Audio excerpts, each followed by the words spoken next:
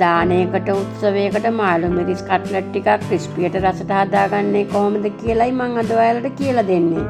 Cutlet වගේම අපූරු කෑමක් වෙන මේ මාළු මිරිස් කට්ලට් හදන හැටි හරියටම දැනගත්තාම ඔයාලටත් ලේසියෙන්ම හදලා අමුත්තන්ට සංග්‍රහ කරන්න පුළුවන්.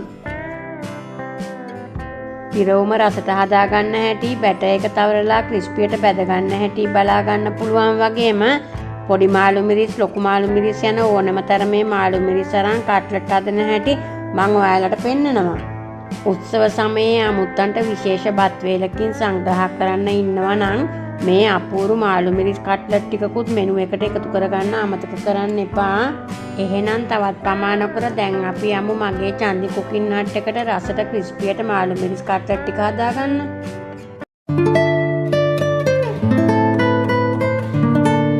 ඔයාලට පේනවා ඇති මම මෙතන අරගෙන තියෙනවා මාළු මිරිස් කරල් වර්ග දෙකක්. එකක් තමයි මේ වගේ පොඩි කරල් ටිකක් අරගෙන තියෙනවා බලන්න.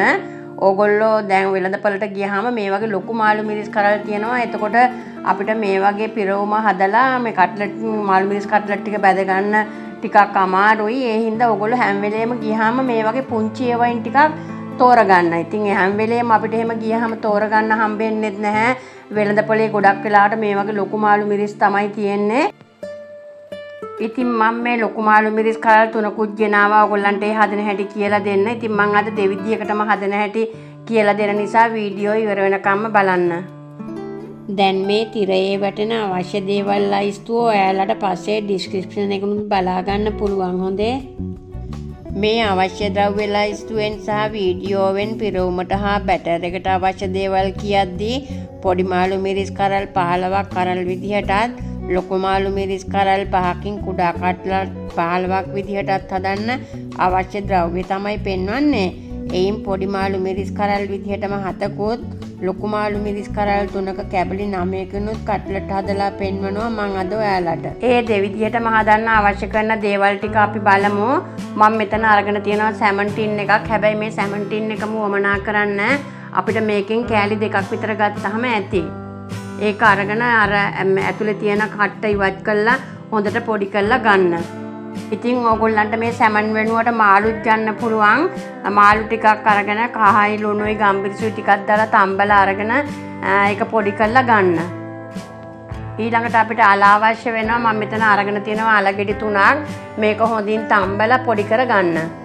මම මෙතන රටලුණු ගෙඩි 2ක් අරන් තියෙනවා. ඒක ඕගොල්ලෝ හීනියට කපා ගන්න. හොඳට හොදලා සුද්ධ කරලා අරගෙන හීනියට කපා ගන්න. මම මෙතන ලොකු අම්මිරිස් කරලක් තමයි මට අද වෙළඳ පොලෙන් හම්බ වුණේ. ඉතින් ඒ හින්දා මම අම්මිරිස් කරල් එකයි ගත්තේ. ඕගොල්ලෝ පොඩි අම්මිරිස් කරල් තියනවා නම් ඒකෙන් දෙකක් ගන්න. ඊළඟට අවශ්‍ය කරනවා රම්ප කොලයක්, කරපිංචා කින්ති 2ක්. ඒ වගේම අපිට අවශ්‍ය කරනවා කරදමුංගු, කරාබු නැටි, කුරුඳු පොතු. මම මෙතන අරගෙන තියෙනවා කරදමුංගු කරල් 4ක්, කරාබු නැටි අරන් තියෙනවා 6ක්. ඒ වගේම කුරුඳු පොතු අරගෙන තියෙනවා කැබලි 2ක්. ඉතින් ඒක ඉතර මේ ගොඩාක් ලොකු කැබලි නෙමෙයි. එක පොත්තක් වගේ තියෙන ඒවා තමයි කැලි 2ක් මම අරන් තියෙන්නේ. ඊට පස්සේ ඕගොල්ලෝ මේක ඔක්කොම පොඩි භාජනයකට දාලා පොඩ්ඩක් මේ බැදලා ගන්න. බැදලා අරගෙන මේ වගේ පොඩි වංගෙඩියකට දාලා හරි සාමාන්‍යයෙන් මොකට හරි දාලා හීනියට කොටා ගන්න. ඒ අපි බැදගන්න මේක බැදගත්තාම හොඳට හීනියට කොටා ගන්න පුළුවන්. අමුයෙන්ම කොටනකොට කොටා ගන්න ටිකක් අමාරුයි. බැදගත්තාම හොඳින් කොටා ගන්න ලේසි. ඊළඟට අපිට අවශ්‍ය කරනවා ගම්බිරිස් කුඩු ටිකක්. මම මෙතන අරගෙන තියෙනවා ගම්බිරිස් තේ හැඳි 1ක්, මිරිස් කුඩු තේ හැඳි භාගයක්, කහ තේ හැඳි කාලක්. ඒ වගේම ලුණු අරගෙන තියෙනවා තේ හැඳි භාගයක්. අපි රස අනුව ඒක බලමු. දාලා ඉවරලා අපි මේ හැදුවට පස්සේ කොච්චර තව ඕනිද කියලා. ඊට අමතරව අපිට බැටර් එක හදා ගන්නත් ලුණු ටිකක් අවශ්‍ය වෙනවා. අපිට මේ ටික අවශ්‍ය කරන්නේ පිරවුම සඳහායි. ඉතින් පිරවුම ටෙම්පරාදු කර ගැනීම සඳහා පොල් තෙල් ටිකක් අවශ්‍ය වෙනවා. මම මෙතන අරගෙන තියෙනවා පොල් තෙල් මේස හැඳි 2ක්. ඒ වගේම අපිට අවශ්‍ය කරනවා පොල් තෙල් ටිකක් තව මාළු මිරිස් ටික බැද ගැනීම සඳහා. ඊට අමතරව මම ඔයාලට කියලා දෙනවා බැටර් එක හදා ගන්න හැටි. ඒකට අවශ්‍ය කරන දේවල් මොනවද කියලා මම ඕගොල්ලන්ට ඊළඟට කියන්නම්. දැන් එහෙනම් අපි මේ අල ටික තම්බගෙන ලුණු අම්මිරිස් කරපිංච ටික හීනියට කපා ගමු. මම ඔයගොල්ලන්ට කිව්වනේ ලොකු මාළු මිරිස් හදන හැටිත් පෙන්නනවා කියලා. ඉතින් අපි ලොකු මාළු මිරිස් ටික ඉස්සෙල්ලාම මේ වගේ කපා ගන්න ඕනි. දැන් මේ මාළු මිරිස් කරලේ හැටියට අපිට මේක 3කට කපා ගන්න පුළුවන්. මීට වැඩිය මෙහෙම දිග කරලා තිබුණොත් 4කට විතර කපා ගන්න. බාන 3කට වගේ කපන්න පුළුවන් මේ වගේ මෙහෙම කපා ගන්න. කපාගෙන ඕගොල්ලෝ මේ මැද කොටස අහක් කරගන්න ඕනි. මම ඒක අහක් කරන හැටි ඔයාලට පෙන්නන්නම්. ඒ වගේ මේ මාළු මිරිස් කරල් දෙකක් කපා ගමු අපි. ඉතින් එහෙම මාළු මිරිස් කපද්දි මේ වගේ කෙලවරවල් හම්බ වෙනවා. ඉතින් ඒවැ මේ ආග්ගිස්සේ කෙලවර කපන්න එපා. ඒක ඒ විදිහටම ගන්න. ඉතින් ඔන්න මම ලුණු ටික එහෙම කපා ගත්තා. ඔයගොල්ලෝ ලුණු කපා ගන්නකොට මේ වගේ හීනියටම කපා ගන්න. මේ බලන්නකො මේ පොඩියටම කපා ගන්න. මම මේ මිරිස් ටිකයි කරපිංච ටිකයි කපා ගත්තා. හැබැයි මම රම්ප ටික කපා ගත්තේ නැහැ. ඒක ටිකක් ලොකුවට ගත්තේ. මොකද අපි මේක ටෙම්පරාදු කරලා ඉවරනාට පස්සේ මේ රම්ප කොළ ටික ඉවත් කරගන්න ඕනේ. ඒ වගේම මම සැමන්ටින් එක කපලා ගත්තා. ඉතින් මේකේ මේ බලන්න මේ මැද මේ කට්ට තියෙනවා. මේ කටු ටික අපි අයින් කරගන්න ඕනේ. කටු ටික අයින් කරගෙන මේ ටික මේ වගේ පොඩි වෙන්න කඩා ගන්න.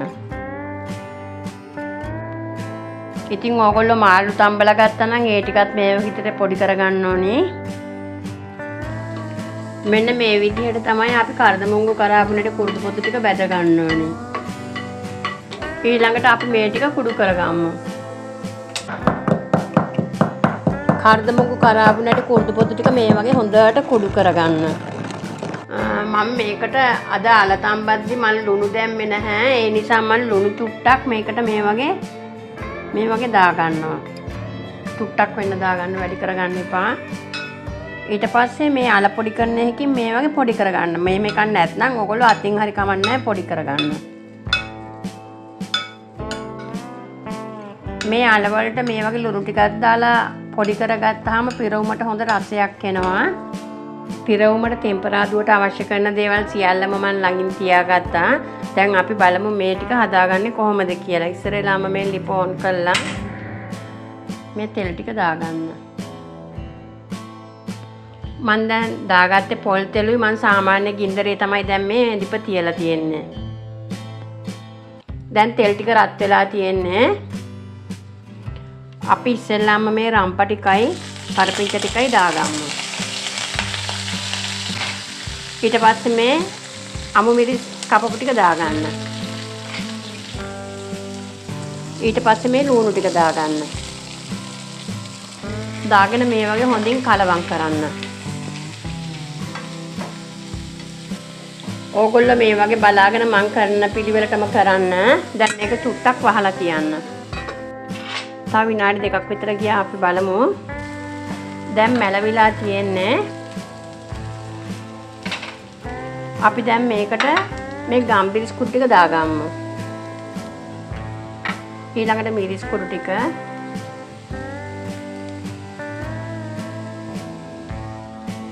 කහ කුඩු ටික,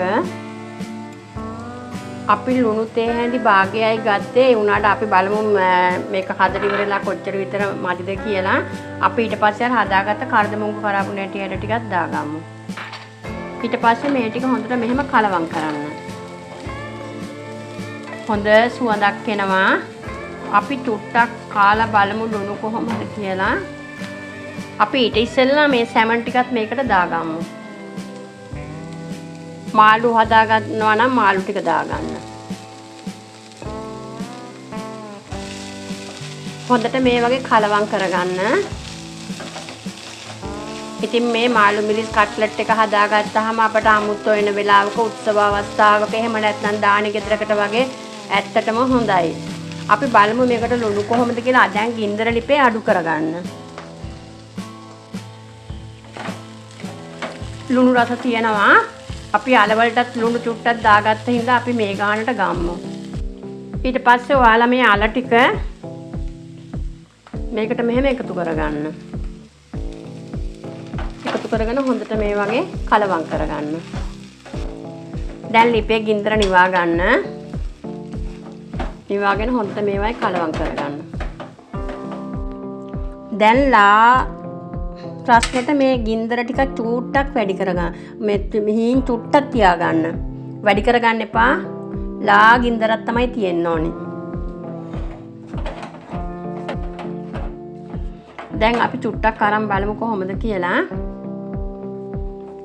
ඇත්තටම හරිම රසයි. ලුණුත් ඇති. දැන් අපිට ලිප ඕෆ් කරන්න පුළුවන්. අපි ලිප ඕෆ් කරමු. අපි දැන් මේක ටිකක් නිවෙන්න තියලා බැටර් එක හදාගමු. දැන් අපි ඊළඟට බලමු බැටර් එක හදාගන්න මොනවද අවශ්‍ය කරන්නේ කියලා. මම මෙතන අරගෙන තියෙනවා පාන් පිටි පුරෝලා කෝප්පයක්. ඊට පස්සේ අරගෙන තියෙනවා කෝන් පිටි කෝප්ප භාගයක්. පිත්තර දෙකක්. ලුණු තේ හැඳි කාලක්. වතුර ටිකක් අරගෙන තියෙනවා. තවරා ගැනීම සඳහා මම මෙතන අරගෙන තියෙනවා පාන් කුඩු. අපි ඉස්සර වෙලාම මේ බිත්තර ටික කඩා ගමු. ඒක කඩා ගන්නෙද්දී වෙනමම භාජනයකට කඩා ගන්න.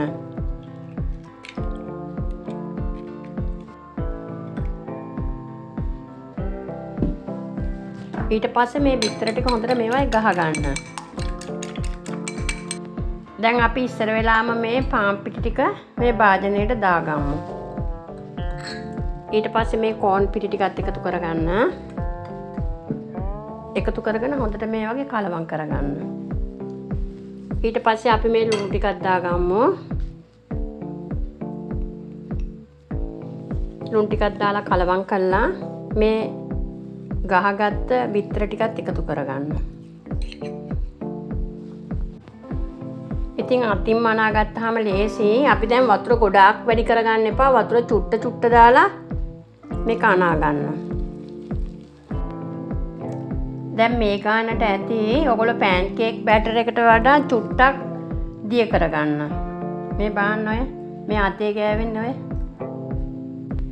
ඉතින් මම කොටස් දෙකකටනේ මේ මිරිස් ටික හදන්න ගන්න. ඒ හින්දා මම දැන් ඉස්සර වෙලාම කරල් ටික හදා ගන්නවා. ඊට පස්සේ අපි පොඩි කෑලි ටික හදාගමු.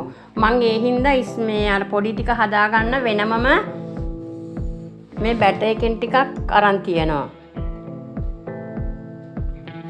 ඉතින් ඕගොල්ලෝ දැනගන්න අත්‍යවශ්‍යම දේ තමයි මේ මාළු මිරිස් ටික පුරවන්න කපලා හදාගන්න හැටි. ඕගොල්ලෝ ගන්නකොට මේ දැන් මේ බානකො මේ මාළු මිරිස් කල්ලේ මේ වකේ තියෙන මේ පැත්තනේ ඒ පැත්ත කපන්න එපා. මේ මෙහෙම රවුමට තියෙන මේ පැත්ත කපා ගන්න. මේ වගේ පලා ගන්න. පලාගෙන අතින් මේක පොඩ්ඩක් මේ වගේ තද කරලා මේ ඇතුලේ තියෙන මිරිස් ඇට ටික මේ වගේ ඉවත් කරගන්න. පලනකොට කෙලවරටම පලන්නේ නැහැ. මේ ගානට වගේ තමයි පලා ගන්න. දැන් මේ බානකො මේ මිරිස් ඇට ටික ගන්න පුළුවන්නේ. අපි මේ හැන්දේ මිටෙන් මේ ටික මේ වගේ කඩලා ගමු. ඉතින් මේ අහක් කරන කෑලි ගන්න විසි කරන්න එපා. ඒවා අපිට බැදුමක් වගේ බදිනකොට ගන්න පුළුවන් ෆ්‍රිජ් එකට දාලා තිබ්බහම. ඊට පස්සේ අපි තව කඩලක් ගමු. ඒකත් බලන්නකො දැන් මෙතන මේ ටික උසයි වගේනේ. එතනින් මේ වගේ පලා ගන්න. පලාගෙන මෙහෙම මේ අතින් අල්ලලා මේ දෙපැත්තට මෙහෙම මෙයා මේ කට ටිකක් ලොකු කරගන්න. බලන්න ඔය තද කරාම නිකම්ම එහෙම ලොකු වෙලා මේ අපිට මේ හැන්ද ඇතුළට දාගන්න පුළුවන් වෙනවා. ඔන්න දැන් මම පොඩි කරල් 7ක් ගත්තා. දැන් මේ 7ම මම හදාගත්තා. දැන් අපි බලමු මේ අනිත් අපි කෑලි කපා ගත්තේවා කොහොමද කරන්න කියලා. මේ දැන් ඕගොල්ලන්ට මේ පුංචි පිහියක් තියෙනවා නම් ඒ පිහිය දාලත් මේ විදිහට මෙහෙම මේ මැද කොටස අහක් කරගන්න පුළුවන්. එහෙම නැත්නම් ඕගොල්ලෝ ගාව මේ පොඩි හැන්දක් තියෙනවා නම් ඒ හැන්දෙන් මේ විදිහට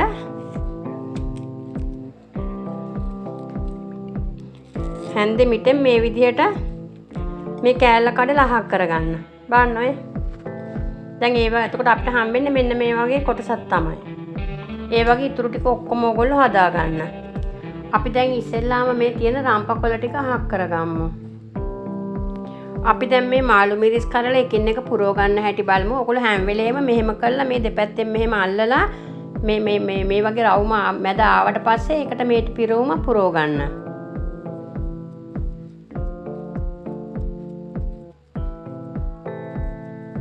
මේ විදිහට පුරව ගන්න. පුරවලා අතින් මේ වගේ තද කරලා මේ දෙක මෙහෙම එකට එකතු කරන්න. එකතු කරාම මේ වැඩි ටික එනවා. ඒ ටික මේ වගේ අතින් අරන් තියන්න. දැන් අපි කෑලි වලට කපා ගත්ත ලොකු මාළු මිරිස් කරල් ටිකත් පුරව ගමු. ඒකත් මේ වගේ අරගෙන මේ විදිහට පුරව ගන්න. මේ විදිහට පුරව ගන්න. ඊට පස්සේ අග්ගිස්සත් මම පෙන්නන්නම් පුරව ගන්න හැටි. අග්ගිස්සටත් මේ වගේ පිරෝමින් ටිකක් අරගෙන මේ විදිහට පුරව ගන්න. ඒක අර අග්ගිස්සේ අන්තිමටම යන්නේ නැති හින්දා පොඩ්ඩක් මේ හැන්දෙන් මේ වගේ ඔබා ගන්න. දැන් ඔන්න අපි ඔක්කොම ටික පුරව ගත්තා. දැන් අපිට කරන්න තියෙන්නේ දැන් මේ මාළු මිරිස් කරලා පිරවුමේ තෙල් තුට්ටක් හරි තිබුණොත් බැටර් එක ගෑවෙන්නේ නැහැ. ඒ හින්දා මේ වගේ පේපර් සර්වියට් එකක් අරගෙන මේ විදිහට මෙහෙම පිහදා ගන්න. මේ පොඩි ටිකත් මේ වගේ පිහදා ගන්න. කපා ගත්ත ටික. මේ පොඩි ටික හදන්න ගත්ත බැටර් එකයි අපි දැන් ඒකෙන් මේ පොඩි ටික හදාගමු. හැන්දක් අරගෙන මේ වගේ දාගන්න. දාගෙන ඊට පස්සේ මේ භාජනයට දාලා පාන් කුඩු එකට මේ වගේ පාන් කුඩු තවර ගන්න. තවරගෙන ආයි බැටර් එකට දාලා ඊට පස්සේ ආයි පාන් කුඩු වල දවට ගන්න.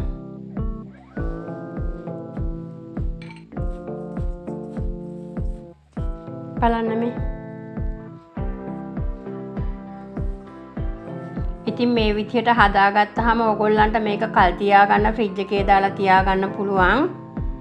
ඉතින් අමුත්තන් එන්නේ හෙට නම් ඕගොල්ලන්ට මේක අද හදලා ෆ්‍රිජ් එකේ දාලා හෙට උදේට හෙට එන වෙලාවට බැද ගන්න පුළුවන්. දැන් ඒ ටික හරි අපි ඊළඟට අර කපා ගත්තේ නැති පොඩි කඩාර ටිකත් බැටර් එකේ දාගමු. ඉතින් ඕගොල්ලෝ ගැලපෙන විදිහට බැටර් එකයි පාන් කුඩුයි මේ වගේ ගැලපෙන භාජන දෙකකට දාගෙන මේ මාළු මිරිස් කරල බැටර් එකට දාලා මේ හැන්දෙන් අර වගේම මෙහෙම උඩින් දාගන්න. දැන් ඊට පස්සේ මේ නැට්ටෙන් අල්ලලා මේ පාන් කුඩු වල දවට ගන්න. ඒ නැට්ටෙන් අල්ලලා ගත්තේ බැටර් එකේ වැක්කිරෙන ටික භාජනයට වැක්කිරෙන්නයි. අපි දැන් ආයි මේක බැටර් එකට දාලා ආයි හැන්දෙන් මේ වගේ හොඳට දාන්න බැටර් ටික. ඊට පස්සේ ආයි මේ නැට්ටෙන් අල්ලලා පාන් කුඩු එකේ දාගන්න. දාගෙන අර විදිහටම මේ වගේ පාන් කුඩු තවර ගන්න. මේ වගේ අතින් හොඳට හදා ගන්න. ඊට පස්සේ ඒක මේ වගේ තියාගන්න.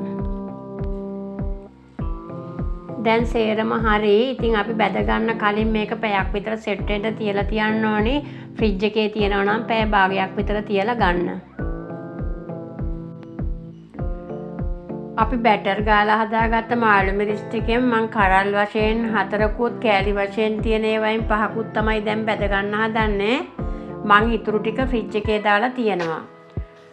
දැන් තෙල් ටික රත් වෙලා තියෙන්නේ. අපි ඉස්සෙල්ලාම අපේ මේ මිරිස් කරල් ටික බැදගමු. මේ වගේ නැට්ටෙන් අල්ලලා දාගන්න. ඊට පස්සේ ඕගොල්ලෝ මේකේ ගින්දර ටිකක් අඩු කරගන්න. ඕගොල්ලෝ මිරිස් කරලා දාපු ගමන්ම හැන්ද දාන්න එපා. එහාට මෙහාට කරන්න එපා. එහෙම්මම තියෙන්න දෙන්න. ඊට පස්සේ ටිකක් රන්වන් පාට වගේ වෙනකොට මේ වගේ අනිත් පැත්ත හරව ගන්න. අඩු ගින්දරේ තියාගන්න. මොකද මිරිස් කරලා තැම්බෙන්න ඕනි නිසා. ඕගොල්ලෝ රන්වන් පාටට බැදීගෙන එනකොට මේ අනිත් පැත්ත මේ වගේ හරව ගන්න. නැත්නම් එක පැත්තක් විතර වැඩියෙන් පිච්චෙන්න පුළුවන්. මේ ටික පරිස්සමින් බාගමු.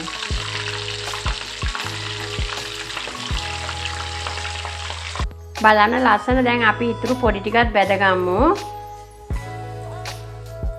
ඇත්තටම මේ විදිහට හදාගත්තාම ගොඩාක් හොඳයි. මොකද මේ ලොකු මාළු මිරිස් කරල් වලින් ගත්තාම මේ වගේ හොඳට හදා ගන්නත් පුළුවන්. ගොඩාක් තෙල් යන්නෙත් නෑ. එකපාර ගොඩක් දා ගන්නත් පුළුවන්.